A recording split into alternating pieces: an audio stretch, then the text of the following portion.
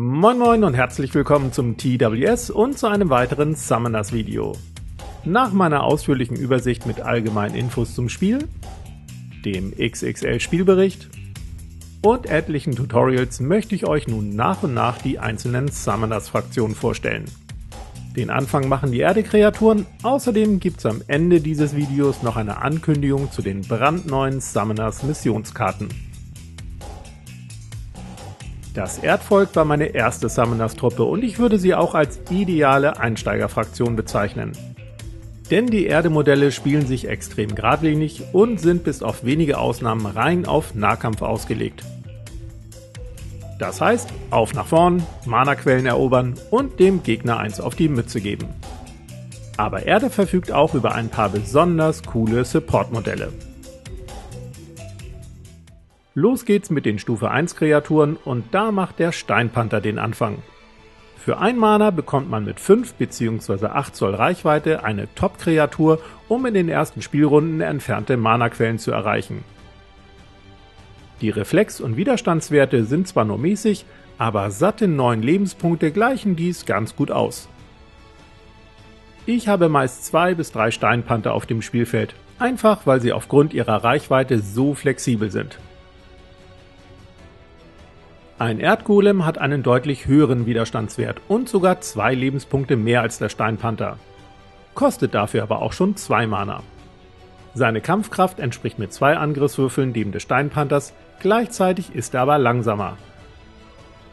Aus meiner Sicht ist der Erdgolem daher etwas speziell und höchstens als Absicherung geeignet, denn meist lohnt die Beschwörung eines Steinpanthers mehr. Das Idol von Sarotek ist die dritte Stufe 1 Kreatur des Erdvolkes und ein mega Support-Modell. Zwar kann das Idol nicht gehen oder rennen, dafür kann es sich aber einmal pro Runde kostenlos um bis zu 6 Zoll teleportieren. Befindet es sich dann in 4 Zoll Umkreis zu einer Mana-Quelle, ist eine arkane Aufladung möglich. Der beste der 3 möglichen Effekte ist der Mana-Transfer, was für 2 frische Mana-Punkte sorgt. 1 oder 2 Idole sollte man daher in der ersten oder zweiten Spielrunde beschwören, um für den Rest der Partie einen deutlichen Mana-Vorteil zu genießen. Machen wir gleich mit dem nächsten Support-Modell weiter, dem Erbauer, einer Kreatur der Machtstufe 2. Seine Werte sind zwar durch die Bank weg nur solide, doch seine Spezialfähigkeit Barriere macht ihn echt einzigartig. Für einen Aktionspunkt kann der Erbauer je 2 Zoll lange und hohe Steinmauern erschaffen und so beispielsweise Sicht- und Sturmangriffslinien blockieren. Oder Mana-Quellen oder bestimmte Modelle abschirmen. Einen Erbauer sollte man daher immer in der Hinterhand haben, denn er kann für den Gegner extrem lästig werden. Ebenfalls für den Gegner lästig ist der Obsidian-Pirscher mit seinen 3 Angriffswürfeln und seiner hohen Bewegungsreichweite. Zudem hält er mit 12 Lebenspunkten auch einige Treffer aus, sollte er mal nicht parieren können oder wollen. Mit 2 Obsidian-Pirschern auf dem Spielfeld baut man in der Regel so viel Druck auf, dass der Gegner meist von seinen Plänen abweichen muss, um nicht überrannt zu werden. Besonders wenn noch 1 oder 2 Jaguar-Konstrukte mit im Spiel sind. Diese Kreaturen sind zwar nicht so schnell und auch mit nur 2 Angriffswürfeln ausgestattet, dafür halten sie mit Widerstand 4 und 12 Lebenspunkten aber einigen Attacken stand.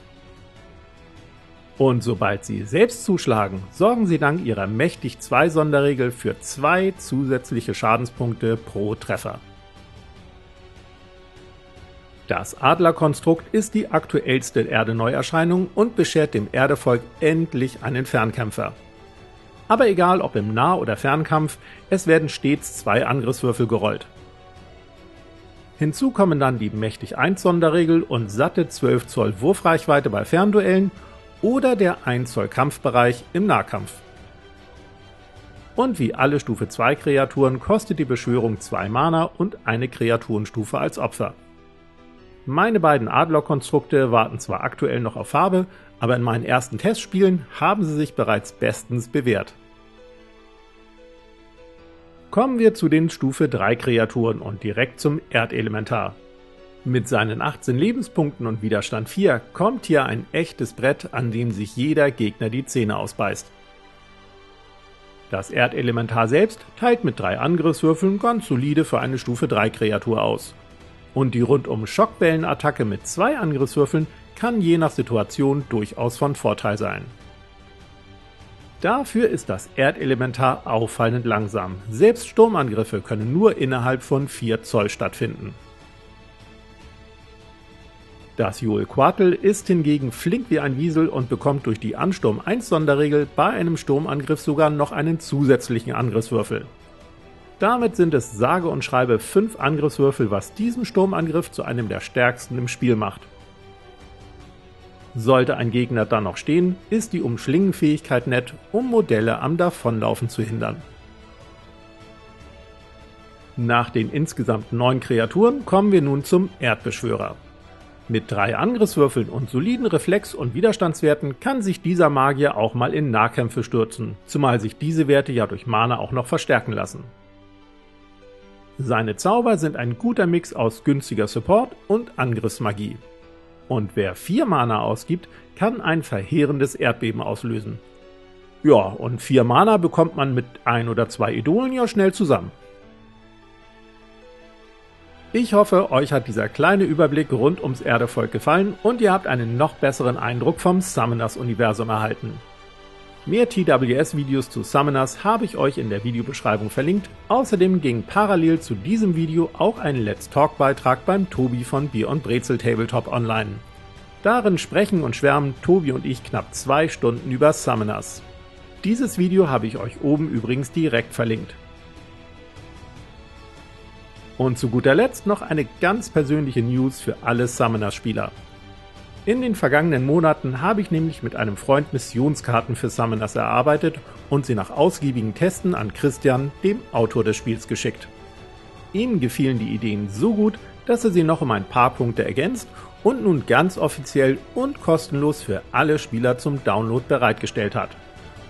Mit diesen neuen Nebenmissionskarten können in jeder Summoners-Partie bis zu 4 weitere Siegpunkte und bis zu 7 zusätzliche Mana-Punkte gesammelt werden. Ideal, um einen Rückstand aufzuholen und das Ruder in den letzten Runden nochmal rumzureißen. Ich wünsche euch viel Spaß beim Ausprobieren der Karten und freue mich auf euer Feedback. Ansonsten sehen wir uns natürlich nächsten Freitag. Bis dann!